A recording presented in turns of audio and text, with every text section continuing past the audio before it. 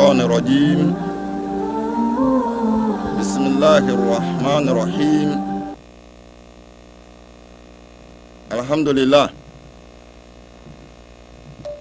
لله رب العالمين، الرحمن الرحيم، مالك يوم الدين، إياك نعبد وإياك نستعين، اهدنا الصراط المستقيم، صراط الذين أنعمت عليهم غير المغضوب عليه ولا الضالين، آمين. الحمد لله الذي يقول في القرآن الكريم: إنما المؤمنون إخوة فأصلحوا بين أخويكم واتقوا الله لعلكم ترحمون. الحمد لله، ثم نصلي ونسلم على مبعوث رحمة للعالمين نذيرا وبشيرا، سيد المرسلين إمام المتقين سيدنا محمد صلى الله عليه وسلم وعلى آله وأصحابه ومن اهتدى بسنته إلى يوم يبعثون. أما بعد، الحمد لله. تو مفابيا بركو بengana girimate ba tita na risasi dan tumure di tona jamasi di fina shaitani katonza a'udhu billahi minash shaitani rajim ndi mutu konko tonsi bismillahir rahmanir rahim di sasi na burku yere burku jototi burku girimate bonde kaladan alquran ke burku tinsiyo fadumo kafa jama se jama kere ka sagana alafia na mbon kaji bonya surat al-fatiha ke de kalamo al-qur'ani kafana burku ile de jim amin bona ware jama burku gbeena girimate ba dia dan di gbenjo di tona dan di gbenjo so tombe nado al-qur'ani giriman kame o tonna do sibe jama se innamal a'udhu billahi minash shaitanir rajim se innamal mu'minuna ikhwatun fa aslihu bayna akhwaykum wattaqullaha la'allakum turhamun. Jama de sasidan gwenjo burku ikoti bunaware de tabunti katon kasulu fadan betaruna rasul muhammad sallallahu alayhi wa sallam burku yarada burku aminci burku fe bo tambata o tesbo me na sahabi se sinsi sifu be kaya tumure baya tumure pa na wahala. Jama nsi dina tome fadona se dina dumbe dudure fadona se bonyimire dire kpakpata apel koro futobo fashe ngata ngare ngaturunga nara ba futo yensi ko la kwana nome to mina sahabi se sana dam beterona dena dam beterona burku tiribe o dabara kom o dobu mina na wahala bumburuku kon ka fosi tembaleng ana buruku kon ka fosi be batame bon ba komba me ka kobini sahabi se bon bonse ka kobini alfa se bon bonse sinsije bakbi bena annabi muhammad sallallahu alaihi wasallam bakbi na be kan fado adini dini islam na jandan yu ka fe jamomo di solo ka fa bana bum bana war dambe de mebe dangba teruna yoga dangba teruna di fenfende di tanai na di fu buruku kama alquran ton tomo na di fui kama alquran ton tomo ka fa jamo si buruku be ba tego ba buruku era dabalo ka disiba de la se dan ka otoba buruku ka fa ba la fese dambe do na la fese so di kilizira buruku bina fa da la fese na mbona ware jamaa burku be na girmate ba alhamdulillah se disasi burku buna ware siri kon akaba girman kame akaba bon kame bambe ba ngumbe akaba kaje bambe akaba ke sa sibe na tuto de sul burku di fabe alfa se dodo ase alfa se girmate ba na akaba ke saga lafiya ba na na ko ton burku ton tomo na dipende ba ndime ka ba na nan mi no dipende buye buye be burku ton tomo ena tumore mo burku se ba lafiya burku nge balo ka faro bele ba joro ba ala burku nte basuli dam balma jirise dambe gondi jorobe kafuba karase dingeli di ebumbu e bango nyebe na burku gbome na boyese nside bu sagabe annabi na sahabi se na oyu dongi mina adam gonfu e jam ba yu dongi na damba almajiri se sibe bu ngobe ba jense dangon wode elebe dangon di jense baro ba ko ledo dan ware burku ngey ko me bu me do faja ina da alfa so do ase de force ame burku ka sense ame alafia ka gamelo ka faro ka kingame na burku ngey ko me nam bayele kage tita na disa ase de kala aya burku aya kayo ka tinsi alquran mase innamal mu'minuna ikhwatun fa aslihu bayna akhwaykum wa taqullaha la'allakum turhamun. Allahu akbar. Bo wuludu sidinga lidi tom bombe badobe imani gibole bandime bona imani alamar ban kemo bona imani buton tomo dinga likbante katana dona jaina burku ere diabe di mibe kaya fuamba ben ya sami'a ame ango mesin ya to'a afu ango amabe ko ya sami'a bila to'a bo be ko ya ame ango bite na futo bo burku ere chiwo na bona jama'a singu jo ebe imani te babele ya so na imani muya ngunje o be fe na ba nani okerebe di foto na ba nani ofabu na male bango be uto male bango te ngo fuso te ka fote ngo ala bupele ko dui amale bato. Allahu akbar. O fe bukango ya ujo na desibe amale bango ba nani lekiname har ka ba nke kayelo lonka o deska lekiname o tay mu do lu ka warake belente ba tonso butina jina warbo seminari ya disa na imani na buya ba ya si imani na burume bedi ya imani ka dodo na jama di femburku rahama mese arrahim ka jo ya be dantina ka malba mo di fengame burku ndo ba me wele dingel di panti imani to mo soni ka kwata le mfadona na di kere ka ena to mo re bumbu e bubisibe dia malba ma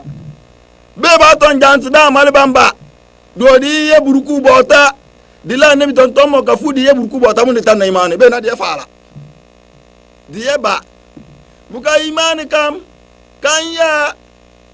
dan choke de ari place tauhidi adini fondation imani ya adini fondation ya ben tan na imani bo mafabu na buruku be girmate mbe ya buruku fosi boy. Allahu akbar. Jama di to anya si jama me nta jimbo bare ya baliti bume soni ka ena imani kar sona ba gbenjo buruku nta jimbo be di ton nguru yo mi gbogbo buko te wo bume ka fe sonzonia o bar suri or sona gbenjo buruku nta jinguru to wo tan na imani pep ka ya yugo aya imani fi kujona ko ya imani fi ai jamo le otayuwa aw obose wota yuriba o yuriba katabowa imani fi mina me da on faja ina amadi ngi wuluna imani buye kayebe imani be akpa na onake o wada tiri ba tanki to annabi ngun se di dolina ngun do di dolina ana jama be ba ton fa me annabi imani se de jama de tanata kasara ta jan anduliya mejebo wallahi bumbu ya annabi Muhammad sallallahu alaihi wasallam naam rasul Muhammad sallallahu alaihi wasallam bumbu ya nguna be imane de atelo jama mananam be mananam batinse kujo janna seme ba me dan yoga to dan beteru na sa kujo jama soro ninge tutuma dabata amo nguruta mo yoga boy jama. Allahu akbar. Dan bataru na yogo odogo sodi agbana lun katale ngoruna o patel fes ma dibare man na nande pele me na jama odongi to burku fa imane jama burku le dango de pele wallahi to imane na annabi sa ku jode jama ngurta jin so sa ku bo tele bo tewo bo tana ngurta le bo burku wo ge osibi na me yire di o le se ku jo kumme mina mo la fa fa le burku le se ku jo me to manna na janni manna na jang na so dal na kajanga mundi sa ku jo ba mi dan yoga jama wallahi ba mi dan yoga o be de ya jam burku ta ele duminana burku ya so zik dan no baba ton so ta dere ba o ta do ba yo ngere ka dere bela burku ta do jama la ta khudhu sinnatu wala nom o jinlo o wodele ni akele kele no gen se nwe iman kay na kele nyi be se nwe momo bo pataka lo fa no ko jobia Allahu akbar be ka o ya karota lo fa ne ya Allahu akbar to bela ba na iman ya bina dila jamme jama be ku jododo ka o ya yuwa pana musiba ka yuwa pana aw yu to turun ta yugo jama ton kala mo jobare na jama burku le to de libruku war bare na ka dapen bako dingelu na bana no wa de labar ka morom burku le sero bela jama bo ba na siman mo jama bute to mo soni bo burku pande bu folo bu ya nebi do be mo burku para bu bola ka faru e de na to mo re dan ya mata fi se ya de na to mo re be de ben pili bu gogo ma ti do bu folo bu fo sero amadi be le bu gogo pebo bu di wina do na jande irena blo burku le de jem jama imani burku faru ka kar tale kadera jama ami imani kamana ya be kamana ya sibe kamana ya bayan baton faro dan litafi medina jama burku ile de jim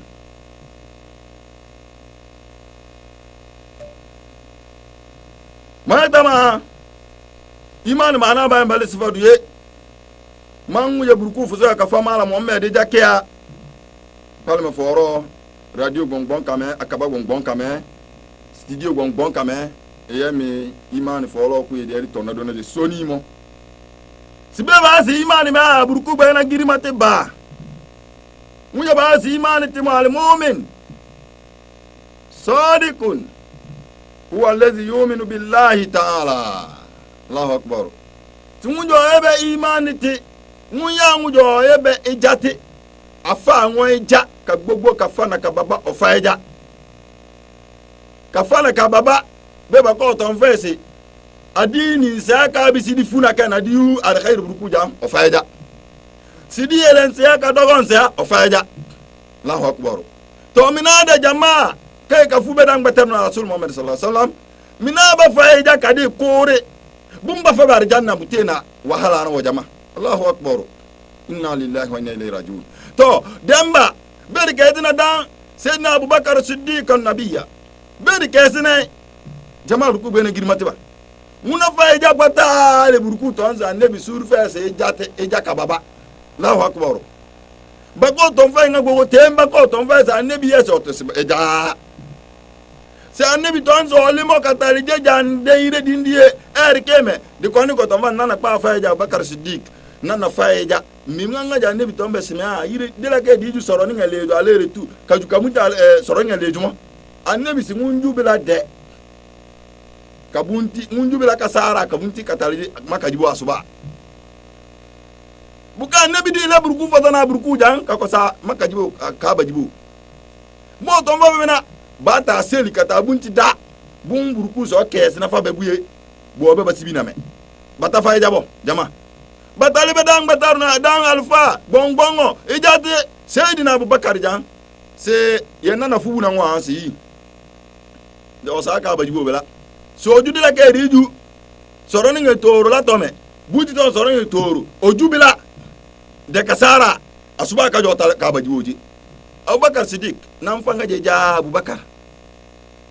bonse ngana ilo itu ku ka kwaina bukai baga fa pa ke ya mena se bunonta kona tinger mo na si to man fanga je ba nga je ngata talinga je mo bo ni to fame man faja jama bena imani na Jama jina dan na faja janga. Dan kai faja to etia fato jam. Bu sar na sika. Akpana ya shaka mena. Akpana mbumina ka jukabunti faja. Sibaton simia yi. Fuburuku. Be mo buru yo tina buruku ba faja. Ngana fusi do jande yireme. Jama karbe bana mensia bu fusi be. Butuna yele go kiyaji bo babe kangu. Butuna yelo kago mile go mo bombe akakara palebia akade kokode bo otenga me kokode o elo siribila Allahu akbar. Butuna yele kage obonyi maname kapere nyi mena marbe nyangberem o elo siribila o dama be wazike o mala jake yele kanai mena ba to ina be ba na me jamumo be ba mi jam kabowe bo waburuku bandireme bitena iman momo mena ba to ina ile kana ewu we bo banda muruku wara mo bono dan tingseme wallahi summa billah wahala wana ntinga mena wahala wana milego mena wahala wana kaperi manangamo nanga tomo nanga bandi na de tumura belamo wahala na mafabuna annabi taymina debo belente o sahabi se wala lomba ban jalili ashaba jalili bana gonta fumina debo Allahu akbar bwele unjo be imani timo measi muna ya unje ofabe ija dandi benjo buruku ija si odebere ya lam yalidi wala mi yuladi wahidul alqahar muna ya unjo fabe jamina bangam buruku ware be ute buruku ba munya bangi mese anani si buruku ya na urungo te benta joro chimbu bebe joro to kasenta tumomo oda to man si joro sin na suluto we bute to na otombo danja be agbara ko to man si joro sin nkawe ke jorosim nkiya ke katime mo jorosim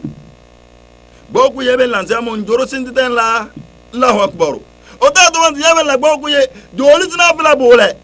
kasulu buruku be yasin kala kasulu na burukuwa be fatiha sulna burukuwa na bla bole nan kare ngo wata to fane na bo jorosim ka to mo be nan tamika na me bo nan danguna jaina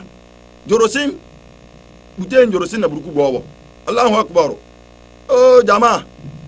dan joro to sintu ye yire ka di ko joro di simu ben simbo wallahi summa billah subhanallah dan joro to sin jama yire ka rin ko na agba na joro sin bu ben ta sim burku nde si jama bole bu gbata bu be iman mo me asi bana be se agba na nkara iman na burku mo me asi bute joro sin na buruwe bute na akade se buke na kapiri nyima na bo bute na ngane na yeme na bo bute na kize jibo bena na nguntobo be butona to jorosin suluburuku sina buruku ngokume nkawe game nkiya kanjibo ya buruku ire to mafabuna bena ngo ya bu pana lolongo param bun kame kayena tumure kasina buruku tonle ama be ya mudabidabina baina dhalika to nam falaki Allahu akbar subhanallah bole bole ba te iman mo me abu jama buruku bana girimate ba mo fobia amemba buruku to domosi bonya sinna buruku wa yuhafizu ala al-amali allati yuhibbuha Allah azza wa jalla ben sinna buruku bule gbata nebe sarba ndime adini me si jimburuku ale mo de bare kembuye gbata buruku bebe susu to tun pata mu kentu kadi markota me kudoro kome bu panlana bu kafani buye gbata buruku ne ngilibe na unje ngere wese me ayi buruku mbo buna to donge tanke ngoto na buye na mbuta ay fagumbo na unje ngere ti buruku masenna wallahi summa billahi mbang mo simboninge ense ngunjo tombe buruku ngu ojo tome otonsi na unje mo sibe mboninge alika ko tinsingi na ngunta len solo tomo bagowa amana unja nyawe nta mo singi mfota ka joro kale nkata buburulo sen ko e baba mo sa yaane bunna mo sa ngoni nge sinnam gunjo burku mafabuna nke mburku fasana nke ntumana ndiya mede nnam fami nnam jama nnam biya bana lenla nnam konyo ndei jama wallahi bana lemla nnam kunyongo buruku bono wenlo to nanle wute so ka desin te param jaba bore di pekwele kem anantana babush no se mo ke buka ntinga me bu mare gbegberegbe yalo na bando yalo na dala bangon wakume bendo ala abuye baadu bilamo lonker burusuru buna dabanna jalata sinta jongonsi na buruku kay kume to na ibana nanda to yalo na nanta ngeli buruku yo kabuti kona boro mare ntinga me bebude mbono me mbonyi mana me bebude portimona me lela ense bubu fesinia on fara kikpi mbuna fesinia ay wallahi subhanallah bwele na unje baala si imani te mame asi nan na kem tumare bande dinde buruku lagabe noye horo dangbetaruna na dangbetaruna girmate dangbetaruna konkarti ota kere kasense fa oti odeberebo bo pere barana ro buko ta alfa semina kakota balana da alma jiri seja diko nde tom imani tom buruku le dimi kayna tumura jama bebi te mina ba akpana sare dunia boy wayo Allahu akbar boy wayo si ben fa buruku ija ka kento mana mfo dangbataro na ija dangbataro na ande mina nganje ne jama be buruku da balance nan ka tonza ne bi nguna te burubo nguna ya akpana ansi dangu mami nna ya benta to ne ngono dabana na awu benta to na dangbataro na lonton si memfa eja bonsi bari bebe alfa se jam ba alfa na tom balisa alfa si muje ngaba mi muje ngaba be mi muje ba fu muje ba be fu o ye ba mali bango no tom buruku tonton bar mo yele nguna ngakale buruku tonton mo benta laga buruku tonton mo ton ye imani na to mina bu bi si dilaga dangbataro na rasul muhammad sallallahu alaihi wasallam be de fabruku ija bukan ken tumana bukan liburuku abesa se ji buruku bebe libu me kasinna buruku de bere kon lam ya lidi wala mi yulad tonle ama nta ale tabo sem fan de go ija si buje buruku tribe na mo ija sinta ale tabo sem fan ne bi se pata buruku tribe be atelo mfa be ija Allahu akbar jama ngbana imani so bebi te na minaba imani ka kwa gunana buruku le sero bela jama buruku bana girma ba ben fadang bata buruku ija kabare yu imani mfa nabi ija kabare yu imani njuna mutabar bo wa yastaqimu alaiha lidhalika simya hi ensimbulo de mbe nguje o sebila bo mbe nguje msing kara kpakpalo bo imani to moment sen kara sa se lalo kirip to nambare ma to ngango ame amba buruku yele die bu namba pa amma ben ko e mudabdabi na ben dal ben ko nguje o te dundun cholon jan banani imani me se balebo me sa na alafia na to ba to man ndo yo ire pe a ba bombo nga bo sa ka ko senti imani ka me na npa san imani kan ka dogo bute me na buruku na ngelibo janku yube ne jamba mata joro simbo ya wallahi nsonsi buruku lo barena nsosi buruku lo barena nju beni ngati balo barena shiriki tibalo dila kay ba ana ka ton fanesi mfajanu na yani bukawana ta jingarbu me Allahu akbar jama ba na sa fajanu na jam okunu solo okunu kodo buruku okunu tadeba iyele di fata fensie kele di abasen fensi mami ba di fa huneni nasi na buruku na ngasi buruku menke kafana ba amma bute mi na dan jambo buntin garmo solo mina me bubene sija na kwana na nasi di fa bute di fa mabare tasane ngar yube mo si di fa ya subhanallah kutade to fajano njo lole mo Allahu akbar kutade zinguruna baba to ya oyolona to mbaba ngumo jama be di to gasi mbaba ngun ya yolona olulu bani do na soso beto ka mo to nguntiku oben la ni faja na mfambe beto ka me o pata nyine ka kupo burku ndi sangi otapa amina ba wu alen lea sinna burku ba ngune nanga si burku benke ka deso lengire me ubunti mane me kabunti yuna ni mane ba simna mina kage belenten ta to na dede bo tete ba jodi melensini to mami ngurungono no fa to mfangu odi dere nyosi nguna sini koko nguna kumina to belo ben pele koni na koko suto me di dere mo na fa me belo ta pele me la bo lombe be ba do lo obenese yuluna to imani fi wallahi burku ndesi jama bololo si ben fan burku ida ka fa nabi da sen kere karasa silelo be de la fawi na ni bilisen karasa silelo ka fa ja dang bateruna na tombena amale ba ngwa golu na kombe ojam Allahu akbar sima lidhalik lamma jaa ar-rajul yibara qur'an nabi ja ila nabi sallallahu alayhi wasallam wa qala lahu bo obisi dang bateruna ijati kere sinam makonja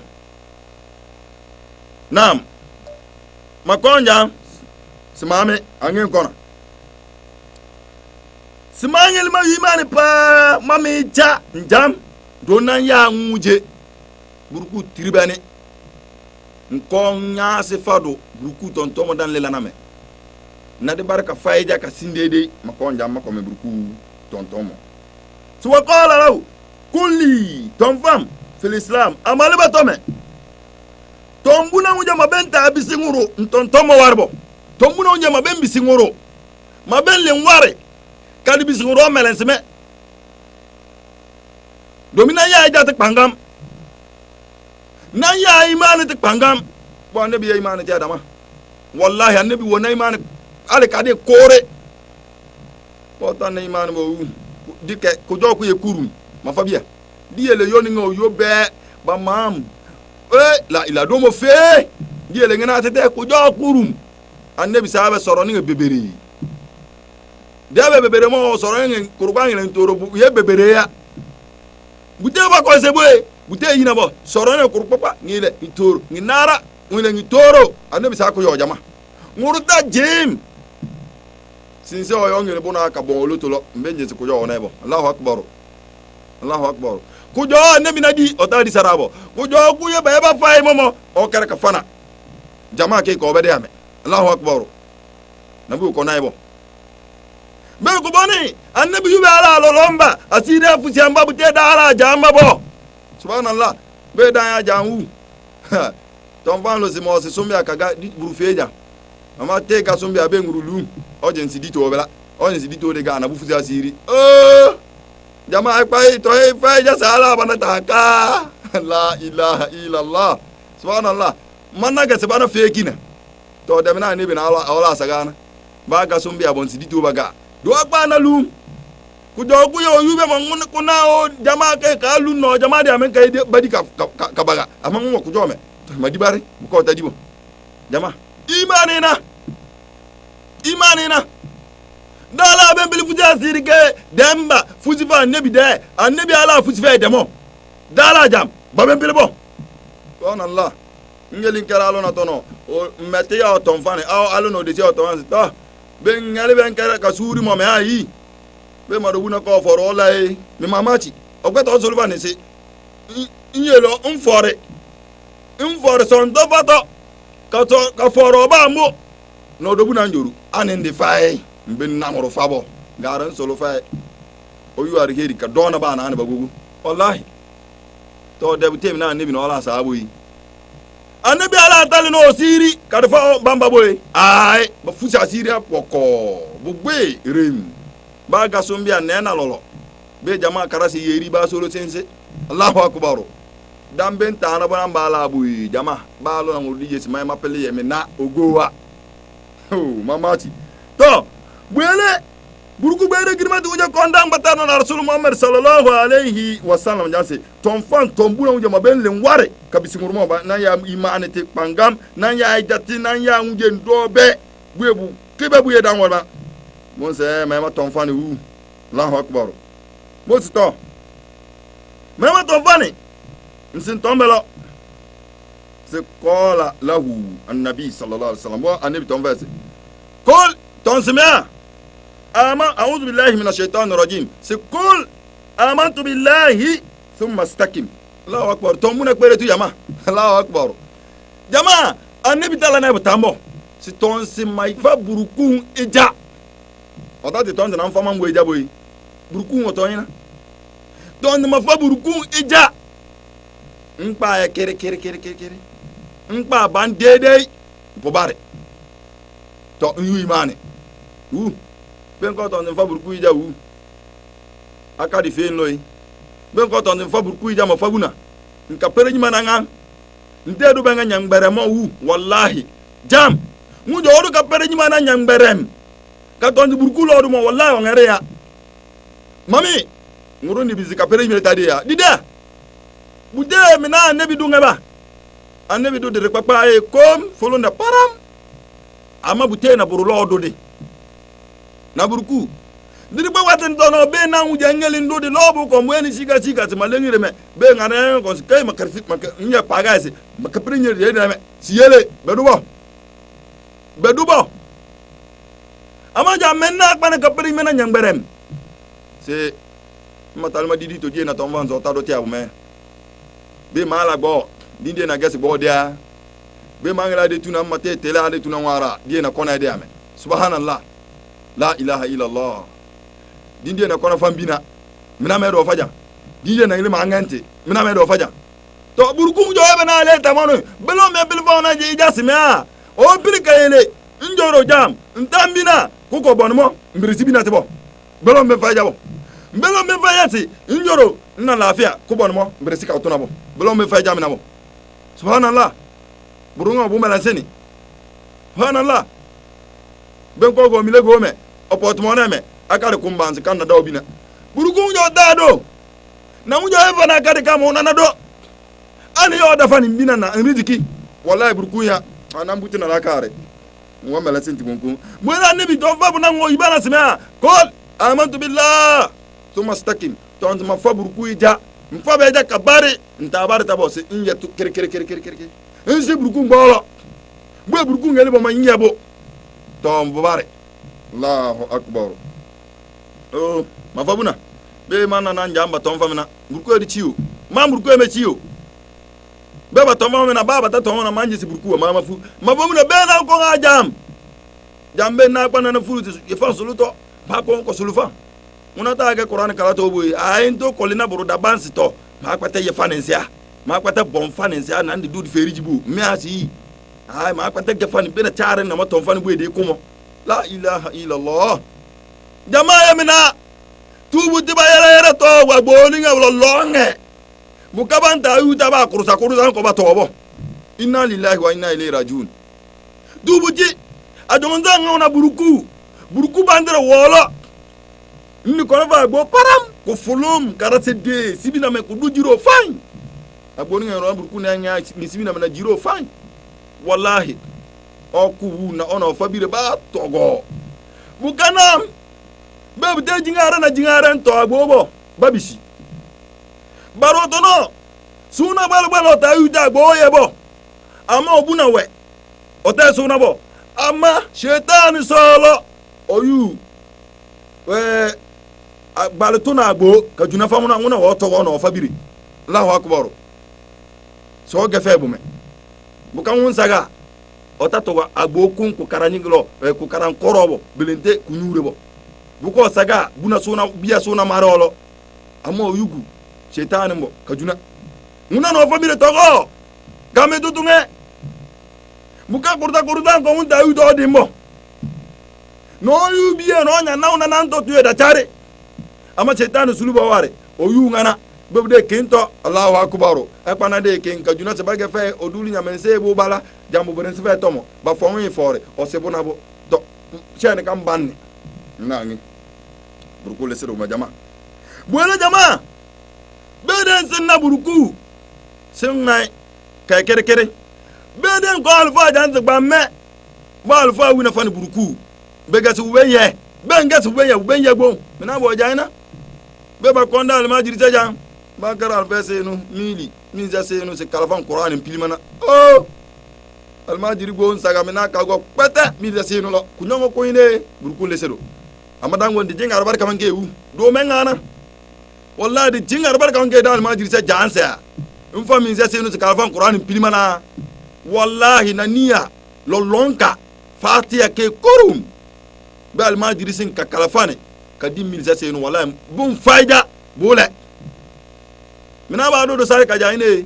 jama wallahi mina du dal majiri sa sare ka jande na alfase mil sa senu mil sa ko ga million tono ta kala ta qur'an mo million titi sa alfase ko kala fa qur'an mutaayta boro buno ne titi ba boka bal tunana iman wele burku futo wele aman talba alfa da tiri ngo jang almajiri paranja en kalmi sa senu sense qur'an pidi mana ngil bakara fane libe belande kalmi mi sa ngela o kefia ka juna fa balatuna se oge fane mume Allahu akbar amon jense boye to dal majiri semboya mbona ye bujan juna ba mo na melense ne ya memenaja ka sense burku de sidu yama burku tone do kere de da buena jama burku bena girmate ba do de yadona bongalo lon kalo Allahu akbar do de yadona bongalo lon kalo sina njo sima kere una fense ay fa hada al-hadith al-azim hadith kay kawle disbe yu'allimuna ahamiyatul iman ko kawle do imani kagogo imani ka donge hadith kay nawle do nawje nsimbe na buruku kay kere imani ka donge gogo na wallahi bulo buruku le dejim jama hadith nawle do imani ka donge siba won sinna buruku bata sinna buruku ka de sinna boroboy Allahu akbar banzina buruku wal istiqamati ala ta'atillah Allahu akbar banzina buruku njoro na buruku tumure yato na buruku futo na nebi futo mubarak na fanse Allahu akbar so anna al iman na imani asi la budda fihi min al amal wa yubayyinu lana khata Allahu akbar na imani ke ba to ba dinyo si ke tira si ya dan lo ba an bana na imani ton wuje ma si buye bar bayana tumanan tinti kawul rubuye ba tade na buta imani folo pep akwana fe kele mo mina imani na wole dona mina dan to ton wuje bu fond bu konana bulo bu ko le de jama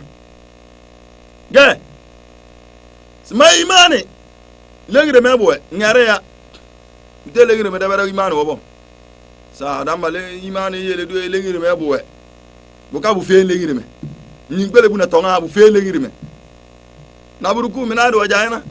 o damba buje yen zamo beno tare bo shiriki siwe babu ne bali to tare bo sigiri tare bo yele zina tade boye jama ngale mo tonton ma fa damba yele do imano lengire me ma tonge mo te ngafe nge ma tongo ngafe ma lengire belon ton ngafe me lengire me belon no buna nim bele tom mina barana to na si imani lengire me boye bu ko no me pete ono me nyama na tonton mo ben ton vazi lengire me boye bo me lengire belon nim bele buna bu tombu ye bu te bando ni imani te ba me bolo jama bu ko le dejim wallahi burko la dijim do iman wulidu be butade kawlidu be debe man yazunnu alla anna al iman fil qalbi fakat muna ngareya mu yo na serbe si imani legre me debara mo o ngareya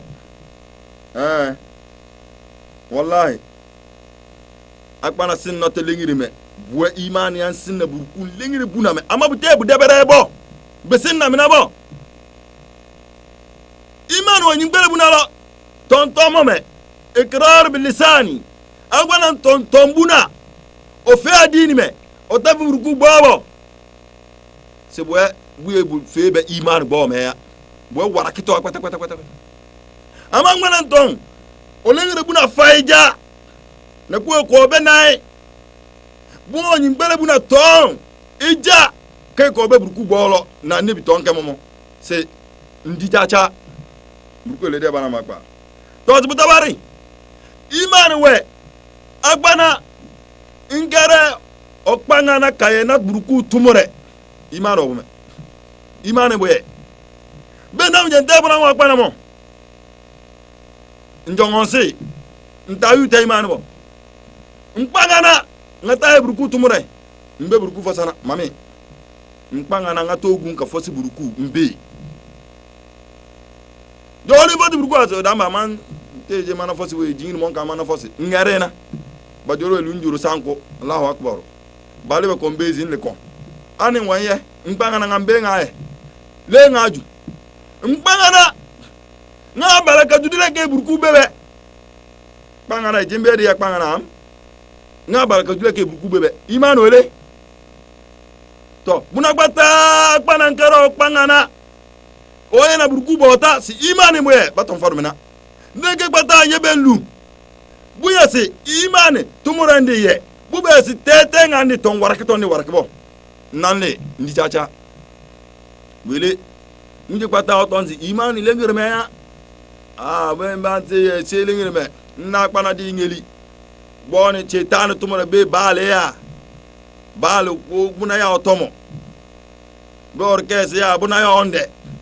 buko yo si jama nanguralo de le kena mo so jaloti inna lillahi una maluba ko ngeyele se o uba no imani manjin tanke mana solo ku gafara be na be ba na ko Allahu akbar yo to za arashi wal murtashi fi nar na ya ngona unjo kombe ko ye amigo ta ku mume be na njin tanke nsulu muruku gafara mbar be nsora de ntinzi be ka tomva be se me asi ama ye ben za bu tade boy dan tunre de Johnson buruku genguro alu le aka soto de wosina genguro alu se ade tuno nguro alu o ese ngwana timboli ngame bude fado de gena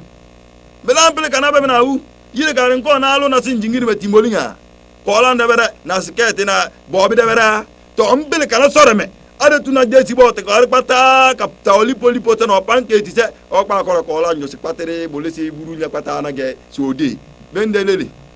be man na na mena be ngujo be na imane na ngili no yana la ilaha illa allah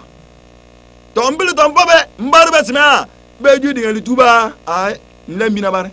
to burko ru syria jama burko ru syria mina medi tombodo na zibuti ko burku bolo ka imane na de ton tabe bo ton ka men wana ojo sa tomboda to de tom ba ma unje ma tombe be matana bo burku tombe siri tomo de tom bu burku ele dan yana ke be yele banjoro ba burku fanto mo radio do ben de bende kaban kirkirin bolo madina wala yanyugu ama to si shaytan fam to mo madina mo dina go wandina na burku le siru majama bole imani kata sinna lengre buna da wala si a lengre me ya imani ay mute mina bo bo be lengre membo jama ba anime burku be na girmati ba naam bo be lengre me nga imani mo me asi wala itiqad jazim Allahu akbar bima'rifati Allah ta'ala wa tahqiq mahabbatihi wa khawfuhu jama lengre buna mfaida kagbogo da kakorito sibe kajimburuku siburuku we odabara kom la ma'budu bil haqqi illa hu batam baye burubota na ijabo sheburuku injenge so tonzi jimmete na simme la fujimbe mo mbekpe na shirki bo mbekpe na sigiri bo mbekpe na zina bo mbekpe na ngmelona mbekpe na tontomo yere bo mbekpe na aboka se akade sebo mbekpe na kapere yuna banga ngambo don jimburuku ina ensin totu edede jama buruku be na girmate ba la ilaha illallah buruku la de jimburuku e ka faida sikalaga buruku la to tuntuye tutalebe tudela ba ngetala fere ka fay munya unjo ye be bugogo nlaga buruku ina uteja musiba jobane buruku nguna me ha nzman ko nyawati lo pa to ko na fanga jena na unje mfabe buruku ija na nkonyo na musiba jone na buruku no oyene tese mose mbiye benti ye burubu me akpa buruku yele bakeni mbiya bajen lulu ba buruku fosi balenga na bageni to bare amana unje ntafa burku ijabo bange tale angeli mbisi na nabu jibo asi musiba kama asi mbia tono ba fele ni agbana unje nana wese o munje be ngba ma o yele ni o be ngba ni do nwa ga akuru butati na burku de barabo burku le deje jama burku le deje o jama di kom burku ja di buti kom burku ja wa khofigi kanga burku butale ngandare jajane Allahu akbar wa raja'uhu kabunjo ja kerem gogo la Amerika go pata kabunti na burku ja Allahu akbar munya unjo ba kumbugata wa rusukhi dhalik kadesinti na menambo folo fi kolib kadesin lengire mename ka faburku mfensi ndi chacha la Amerika benti bubare wallahi na unje ndobe burku ho sasi pegere nla na ndi na burku arheri yuwa imu na burku chuta kadugwa nsoni ya musiba kare ya burku na ya to buya gam buganga busisi na batonzi mbenna ga ngobo buya tilasi buya donge na batonzi nse bona musiba kamuka ntana nwu ambabo hai ba musiba kanta ko gomba gane ka fore bon sebuna imani mfensi ya amanguru na wibe musiba momo wu obunti sebuna burku bandere inna lillahi wa inna ilaihi rajiun otasina burku bola baga fangu ani de to yela abu yanwonse ani nanje zibari tomfane to yani la ilaha illallah bari tomfa to fajanu ya mubare garara majoro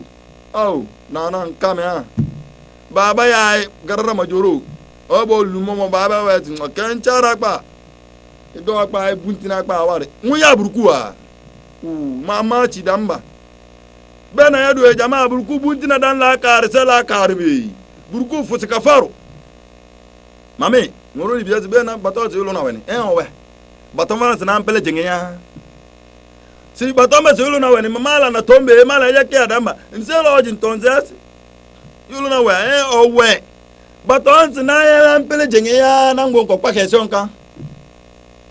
bede na ntonze bato mzi yulo na we buloba njube kadulungu delase mbato mala de abangu na yana ai ndifona na yana ai na ana na yana ai mfana yeni bunna mfaija bato mbane simia hadithi kantonza amanti ade jina yolo na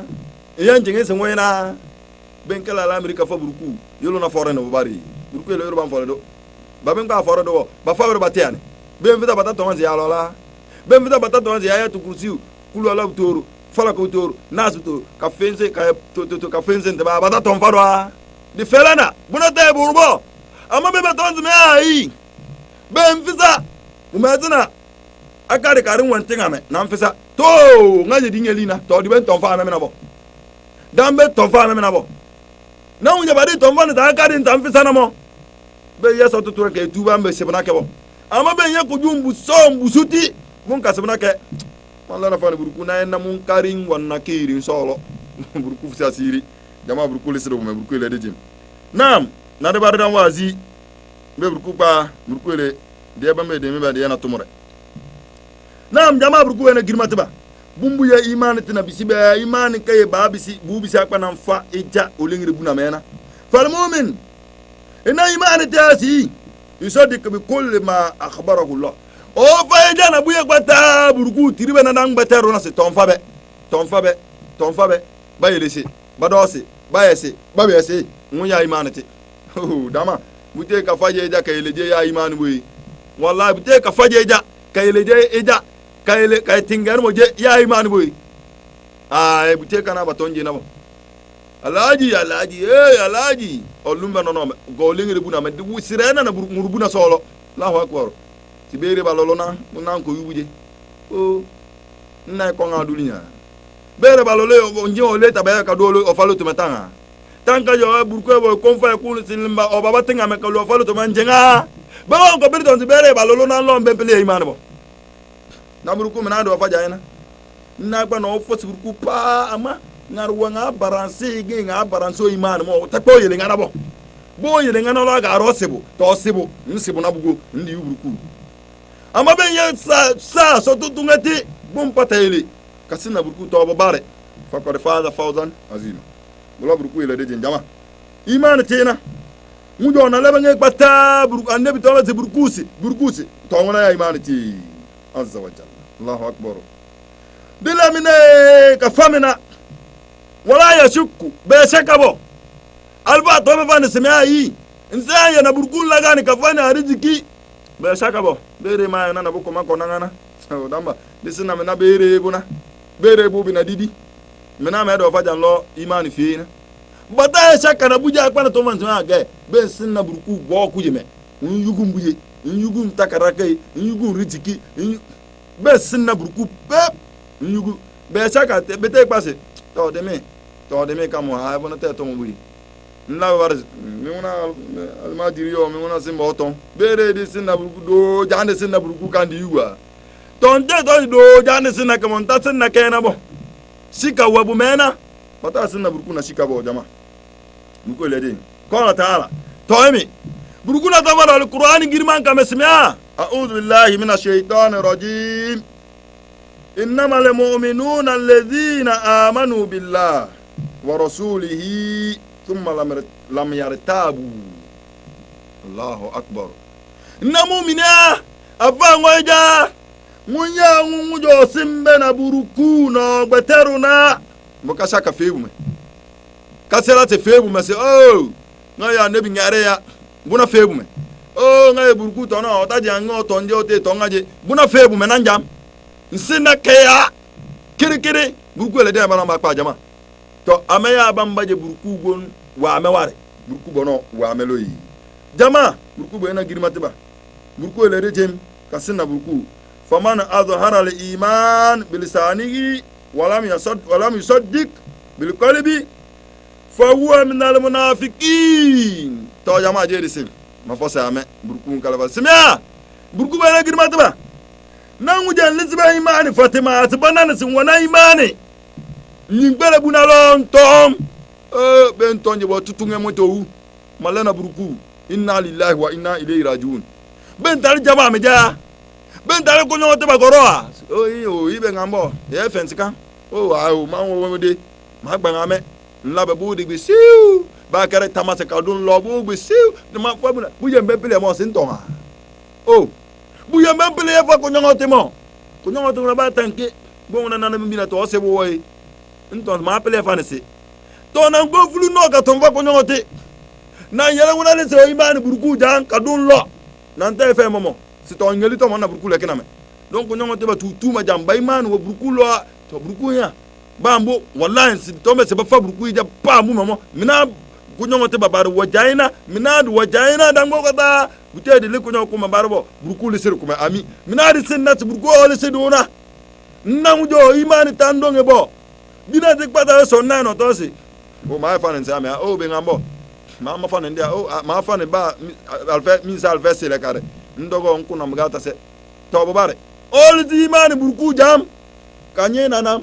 na uje mo ngo to nome kale di fatima anyi gbele bu na lo ple bonze foto na mimbo na la nome nkanta ple mo ba se ba ton fane se me ayi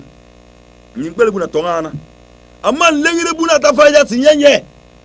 nye na bana faire voir nye banani riana luriyame banani kasasini ayo disasi wallahi so ateto mo ngelina wu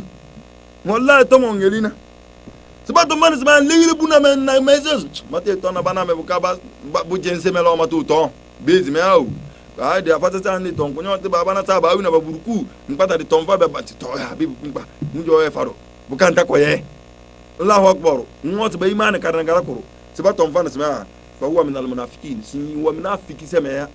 na unye bata na be na munafiki sema ba joro sini munafiki da harkana munafiki da halena ben wa kuma yele mababuna buten to menana bu mo sini bina titale otonza oye faro bukanta ebo simberesu nafiki na dono nje munafiki de sare bute ba ta ton falbo innal munafiqina fi darka asfali minan nar jama benta mentana simunye kwata be munafiki o de sare we kumo tete kwata kumo ngayimbo be de adiri tangina ira na jani ben joro amagwe kuto ko dirimomo kuna ya munafiki senko si kumena nwe to na uje obe nduli nyame inye tumure di nye burku tabisi nlesi imani nyinkpelelo buka bu fe lengire me inye la akpana ka singa fe buka men ko efaibo mbuti ko brinti ba ibere ka ko fol barana ba sibina me nkana ngila ngena ma kasabat aidik bima kasabat aidin nas mina janjama karwana mutuna fore jama me sare mutuna fore ebo fugo ko roja belona no tutunge buko tapeli yena bo ben pele ba donia ben pele ba tonze ko tonga buya burku famana tinye ka kuna jama mo ben yiwana bana ya bare nya ba sa sene burku mo sene ama ben ngali bu mo sene fara soro bukan dinde bare nyo bukan ngar fa jama mbiri munafiki wa innal munafiqina fi darki asfali minan nar burku le serbela jama burku bere girmate ba bu di tombe choni mo burku le de ame amba be di mi burku le kere na tumure be di mi burku le di sinna burku de bere kom ame ka pere nyima na ele sikalim ame akade se ele se ka kpasi kumu ame abo katiba bambe na jube yube fa be fenge folinga to ba to ko ka ame ta yute to mo ife ka ele be ben yumbo to ka fense ka sinna burku ben to yuku to no ka fal ma dirse ba ko ka sulu burku ru fense kele yere nukun le sero me jama burku ele de me ma ngo atonga ngo ame ami amba burku ele de bambe de na tumure yayi burku ele de bambe de na tumure musola de solo de faduna de solo fada alfase ustaz we de abesa alfa dodwa ustaz malan yelo burkun se sarafia alfase dodwa ustaz malam baki abdul baki akanga burkun sarafia bagbogbo nguruta kabo muje pata ote webe bawole alifo joro ka wole jang albutale jan diko yudi tonna to monzamo be da de tambayna ne jangu jen ko tonje belo anta ma ira bo to baale be ma bayra no jama kere ka chemi ama buku se sidan ko ta rafi da alfase na dal majrise na dam alaji musbahu buku sen sa lafiya uda ko mo buku ka kenyi ka do albarka ka joronsi dan gbogbo buku ka fado albarka zare albarka tumure albarka bire albarka domo albarka mesito albarka futo burku er katari jama kawtoba burku fama ala fisi dango ni wala dan di kin jala mo burku fa ala fisi atase bate dango na kon burku ile fense bela bebere tole retale ile don salam jama aqul ma tasmaun ولسائر المسلمين والانسمات من كل ذنب فاستغفر الله إن الله هو تواب رحيم. السلام عليكم ورحمة الله وبركاته.